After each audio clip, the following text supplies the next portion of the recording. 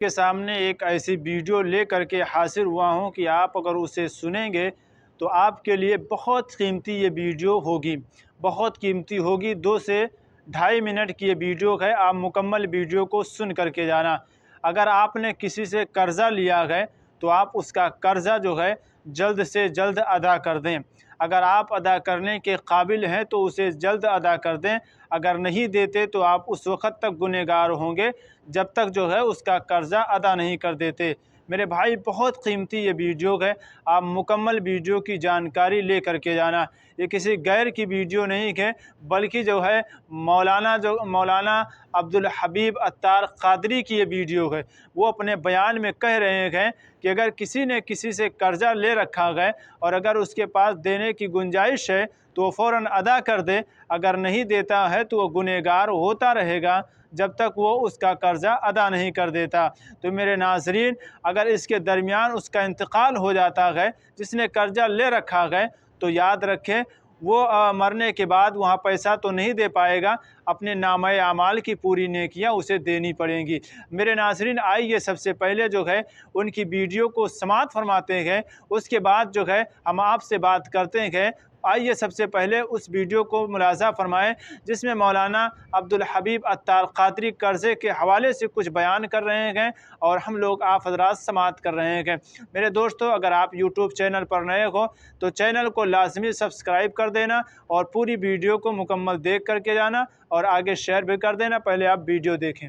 قرض ہی نہ آئے، لیکن اگر قرض لیں تو پھر اسے وقت پر ادا کریں۔ ہاں، آج کل تو معاملہ ہی الگ ہے نا، قرض لیتے وقت بندہ اور ہوتا ہے اور لینے کے بعد انداز ہی بدل جاتا ہے۔ بندہ کہتا ہے یہ وہی آدمی تھا جس کو پیسے دیے، بڑی منتیں کر کے، بڑی ریکویسٹ کر کے پیسے لیے تھے، اب پیسے لینے کے بعد نہ فون اٹھا رہا ہے نہ جواب دے رہا ہے، بیچارہ جس کے پیسے وہ دھکے کھا رہا ہے۔ یہ نہ کیا کریں۔ روایتوں میں آتا ہے اگر کسی نے کسی کی رقم دینی ہے اور پیسے ہوتے ہوئے نہیں دے رہا ہے، ایک تو نا کہ ختم ہو گیا، اس کی الگ ایک پوری تفصیل ہے، لیکن اگر اس کے پاس ایسا کچھ ہے کہ اپنا سامان بیچ کر، اپنی تمام چیزیں بیچ کر قرض ادا کر سکتا ہے تو اس کو کرنا پڑے گا، ورنہ ہر لمحے گناہ گار ہو رہا ہے، اس کے گناہوں کا میٹر شروع ہو رہا ہے۔ تو کبھی بھی ایسا نہ کریں۔ قرض لیں تو اچھی نیتوں سے لیں، وقت سے پہلے لوٹائیں، پھنس گئے ہیں تو جواب تو دیں، رپلائی تو دیں، اس کے پاس جا کر معذرت کریں اس سے کہ بھائی میں پریشان ہوں، مجھے تھوڑا اور وقت دے دو۔ لیکن اب تو معاملہ ہی الگ ہے، بندہ ہی غائب ہو جاتا ہے۔ آج غائب ہو جاؤ گے پھر کیا ہوگا قبر میں؟ پتہ ہے قیامت کے دن ان پیسوں کے بدلے نیکیاں دینی پڑیں گی۔ وہاں پیسے نہیں ہوں گے کہ بھائی یا اللہ میں نے اس کے 2 لاکھ لیے تھے، محشر کے دن میں 2 لاکھ دے رہا ہوں، نہیں، وہاں چیک بک نہیں ہوگی۔ وہاں کیا ہوگا؟ روایتوں میں آتا ہے کہ جو اعلیٰ حضرت امام اہل سنت لکھتے ہیں کہ جو کسی کے 3 پیسے جان بوجھ کر دبا لے، 3 پیسوں کی ویلیو کیا ہے؟ آج کل تو لوگ پتہ نہیں کتنا زمینوں پہ قبضہ کر رہے ہیں، پیسے دبا رہے ہیں۔ فرمایا اسے قیامت کے دن 700 مقبول با جماعت نمازیں دینی پڑ جائیں گی۔ ایک طرف 3 پیسے ہوں گے، اس کے بدلے دینا کیا پڑے گا؟ 700، وہ بھی مقبول با جماعت نمازیں۔ جس نے کروڑوں کھائے ہیں، جس نے زمین۔ تو اگر آپ قرض دار ہیں، کسی سے آپ نے قرضہ لے کے رکھا ہے اور آپ کے پاس اگر گنجائش ہے دینے کی کہ آپ قرضے کو ادا کر سکتے ہیں اپنے سامان کو بیچ کر کے، تو ضروری ہے کہ آپ اس کے قرضے کو ادا کر دیں، قرضے میں دیری نہ کریں۔ اگر جب تک آپ دیری کرتے رہیں گے آپ گنہگار ہوتے رہیں گے۔ خدا نخواستہ اگر جو ہے آپ نے قرضے کو لے رکھا ہے اور قرضہ آپ نے ادا نہیں کر پائے، اس بیچ اگر آپ کا انتقال ہو جاتا ہے تو یاد رکھنا مرنے کے بعد وہاں دھن دولت نہیں ہوگی، وہاں پیسہ کوڑی نہیں ہوگا، بلکہ وہاں کیا ہوگا معلوم ہے؟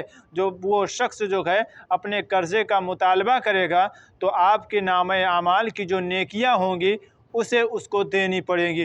تو میرے ناظرین، یہاں پیسہ ہے یا ہمارے پاس سامان ہے، تو اگر جو ہے ہمارے پاس گنجائش ہے تو اس کے قرضے کو ہمیں جلد سے جلد ادا کرنی چاہیے۔ اگر نہیں کہ ہمارے پاس مہلت ہے، اگر ہمارے پاس جو ہے گنجائش نہیں ہے کچھ، تو اس سے ہم بات کر کے اسے مہلت لے لیں۔ لیکن آج کیا دیکھا جاتا ہے؟ ہم قرضے کو تو لے لیتے ہیں بڑی آسانی کے ساتھ، لیکن جب دینے کی بات آتی ہے تو ہم دیتے بھی نہیں ہیں۔ پلس کیا میرے بھائی ہوتا ہے کہ جب ہم وہ شخص فون کرتا ہے جس سے ہم نے قرضہ لے رکھا ہے تو ہم اس کے فون تلک نہیں اٹھاتے ہیں، اس کا جواب تک نہیں دیتے ہیں، ہمیں اس کا جواب دینا چاہیے۔